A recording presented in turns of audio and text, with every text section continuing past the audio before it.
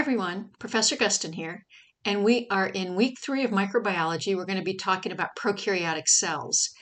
And the week looks pretty much like it has in the past. Let's see, I'm going to get me out of the way here. There's the video, you found that. Print out your lecture study guide, put it in your 3-ring binder. The lecture videos were made for the different sections there, and I highly recommend that you watch those lecture videos. I try to keep them pretty short and straight to the point, and I think they'll help you a lot in filling out your study guide. Then you're going to review that. Remember that you can do the lecture assignment. You know, there's the coming up is a lecture assignment. You can do the lecture assignment by looking every answer up, but you're not learning that way. You're just doing the lecture assignment, which has no real long-term impact. So if you can review your lecture study guide, see how many things you can remember, and actually use the lecture assignment for a quiz, that can be really helpful in helping you remember information. If you get an answer wrong, remember while you're working on the lecture assignment, you can click on the little link that says read. There's the questions versus reading. And you can go to the reading, go to the book and read that section about that topic. Or you can go back and read your notes and see if you can get the question right the next time. So please remember while you are preparing, while you're working on the materials each week, is you want to give yourself as many opportunities to recall information, not just read it or fill in answers. That's what's going to actually help you remember it, and that's what's actually going to help your exam grades. This week in lab, we've got all sorts of things: smears, simple stains, wet mounts. These are things we do in the live lab, and hopefully you'll get an appreciation for them by reading about them, seeing some pictures, and doing the virtual labs. And then finally, well, not finally, but after you do that, there is a lab quiz. So you can read that. But take the lab quiz once you're good with that, and that you should be able to find the answers on your completed lab handout. The last thing, I added one more thing here. It's not on the syllabus, but I added it here. And it's first of all, I have a Word document that's talking about Respondus Lockdown Browser. And we are going to have proctoring for our exams and our lab practicals, our lecture exams and our lab practicals. And what this means is you will be using this Respondus software that you'll download onto your computer, and that will record you. And then once I go look at the test, it alerts me to people that seem to have left the view while they were taking the test, or talking to somebody else, or using some materials, looking like they weren't just looking at their screen. So I use that for proctoring, and what I do is I put a practice quiz. So please look at this Word document. There's a little video in there that you want to click on, and then you can go down here to the practice quiz, and it will help you download the Respondus software onto your computer. Now remember, I think I put this in the syllabus.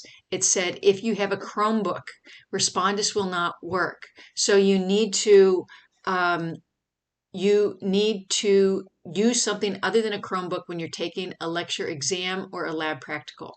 So that means you borrow someone else's computer. You come to the college. We have a computer with Respondus on it in the Learning Commons. Let me know if you're going to do that. I can make sure you know where that computer is. There's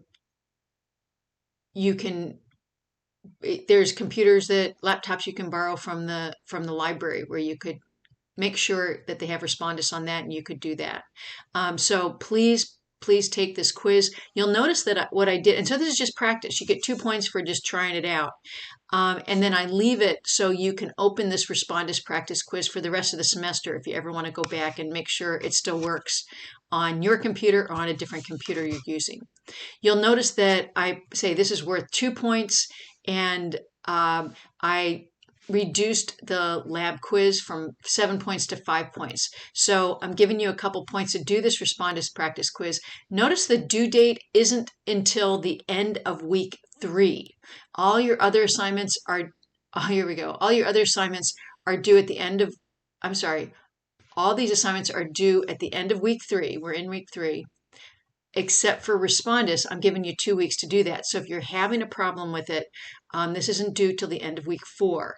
In this class, our first exam is week 5. So you want this resolved by the end of week 4.